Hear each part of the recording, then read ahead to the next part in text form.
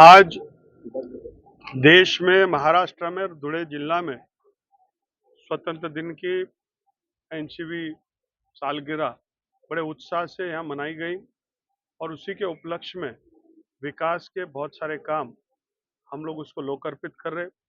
देश के लोकप्रिय प्रधानमंत्री माननीय मोदी जी, देश राज्य के हमारे यशस्वी मुख्यमंत्री श्री देवेंद्र फडणवीस जी, इनके नेतृत्व में पूरा महाराष्ट्र धुले जिला विकास की ओर बढ़ रहा है। मैं सभी को बहुत बहुत शुभकामनाएं देता हूँ।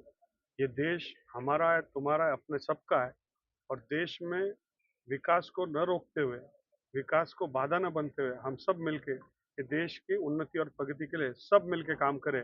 ऐसे में सबसे विनती अनुरोध करता हूँ। बहुत बहुत शुभकामनाएं। जय हिंद, जय भारत। सर तुम्ही सांगितलं आजच्या या पवित्र दिनानिमित्त एक उत्साहाचं, आनंदाचं वातावरण आहे देशामध्ये, राज्यामध्ये आणि धुळे जिल्ह्यामध्ये। मोठ्या उत्साहाने देशाच्या 80व्या स्वातंत्र्य दिनाचा आपण कार्यक्रम साजरा करतोय आणि आम्हा सगळ्यांना अभिमान आहे की आमच्या पूर्वजांनी याच्यामध्ये योगदान केलं, अनेक लढा दिला, त्याग केलं, बलिदान केलं। त्या सगळ्यांना नमन करत आता देशाला चौथी पिढी यानी पुढे न्यायची आणि युवा पिढी जी आहे ती चांगलं काम करते।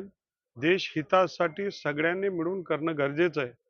बऱ्याच वेळा कोणीतरी काहीतरी विरोध करा, आंदोलन करा, तोडफोड करा, हे न करता देश ही भारत माता माझी आहे, माझी आई आहे, या भारत मातेच्या प्रगतीची जबाबदारी ही सगळ्यांवर आहे आणि सगळ्यांनी सकारात्मक विचार करून उन्नती आणि प्रगतीकडे आपण वाटचाल केली पाहिजे। पुऱ्या विश्वामध्ये आज भारताचा डंका आहे।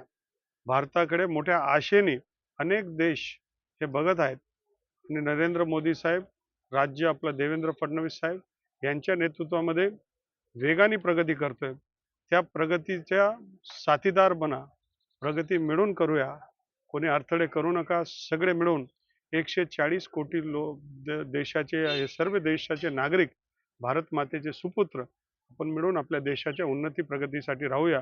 आज मला आनंद आहे की धुळे जिल्ह्याच्या तमाम जनतेच्या माध्यमातून दिवसभर भरगच्च विकासाच्या कामांचं लोकार्पण होतंय। आजच आम्ही नवीन, आधुनिक, भारताला शोभणारी एक नवीन प्रशासकीय जिल्हाधिकारी कार्यालय उद्घाटन करतोय। शासकीय तंत्रनिकेतनमध्ये एक आधुनिक वाचनालयाचं आम्ही लोकार्पण करतोय। आम्ही कारागृहामधल्या लोकांना सुधारण्याची संधी मिळावी त्याच्यासाठी काही नवीन इन्फ्रास्ट्रक्चर तिथे आम्ही देतोय।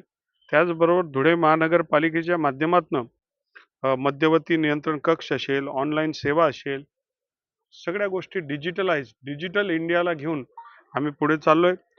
त्याचबरोबर धुळे जिल्हा आपल्याला माहिती आहे की रानामळ्यात असलेला हा जिल्हा, हा क्रीडांगण आणि क्रीडा क्षेत्रामध्ये अग्रेसर असलेला आमचा जिल्हा आहे आणि म्हणून हरियाणाच्या धर्तीवर हा धुळे जिल्हा अनेक क्रीडामध्ये पुढे जाणारे, म्हणून क्रीडांगणचं देखील आम्ही क्रीडा संकुलचा कार्यक्रम घेतलेला आहे।